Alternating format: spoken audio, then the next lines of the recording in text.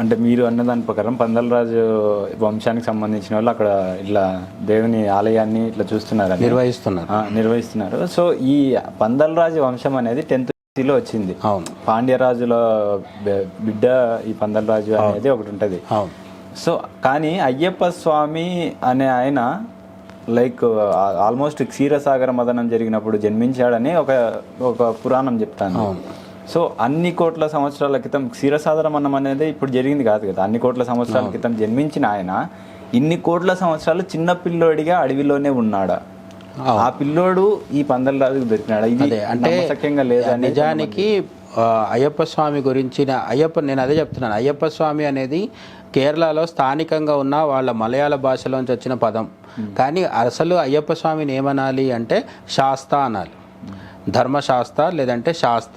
ఇంకా చాలా పేర్లు ఉన్నాయి, మహాశాస్త్ర, మోహిని శాస్త్ర, ఇటువంటి అనేక పేర్లు ఉన్నాయి. మనకు కేరళకి వెళ్తే శబరిమల కొండ మీద ఉన్న అయ్యప్ప స్వామి మనకు బాగా తెలుసు. అయితే నిజానికి మధ్య కాంట్రవర్సీ కూడా జరిగింది కదా, స్త్రీలు ఎందుకు వెళ్ళొద్దు అని చెప్పేసి కూడా జరిగింది కదా. శబరిమల కొండ మీద ఉన్న అయ్యప్ప స్వామి నైష్టిక బ్రహ్మచారి రూపంలో అక్కడ కొలువై ఉన్నాడు. కాబట్టి ఒక వయసుకు సంబంధించిన స్త్రీలు, చిన్నపిల్లలు, మళ్ళీ పెద్దవాళ్ళు వెళ్ళొచ్చు. ఒక వయసు స్త్రీలు మాత్రం వెళ్ళవద్దు. అయితే కోర్టుకు వెళ్ళడము అదంతా పెద్ద రభస జరిగింది. కానీ మనం గమనించాల్సింది ఏంటంటే శబరిమల కొండ మీదకి స్త్రీలు వెళ్ళొద్దని చెప్పినారు, కానీ ఏ అయ్యప్ప గుడికి వెళ్ళొద్దని ఇక్కడ లేదు. కేరళలో అనేక చోట్ల శాస్త్ర ఆలయాలు ఉంటాయి.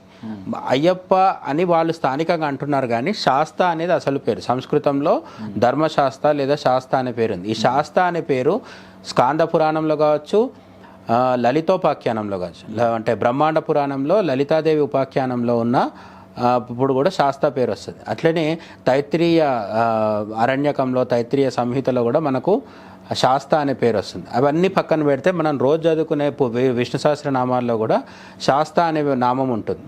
ఓకే, శాస్త్ర ఆయన మహాన్ ఉంటుంది. విష్ణు నామాల్లో కూడా ఆ పేరు ఉంటుంది. ఎందుకు ఉంటుంది అంటే హరిహరసుతుడు కాబట్టి, ఆయన విష్ణువు యొక్క అంశతో ఉన్నవాడు కాబట్టి అయ్యప్ప పేరు విష్ణు సహస్రనామాల్లో కూడా దొరుకుతుంది మనకి.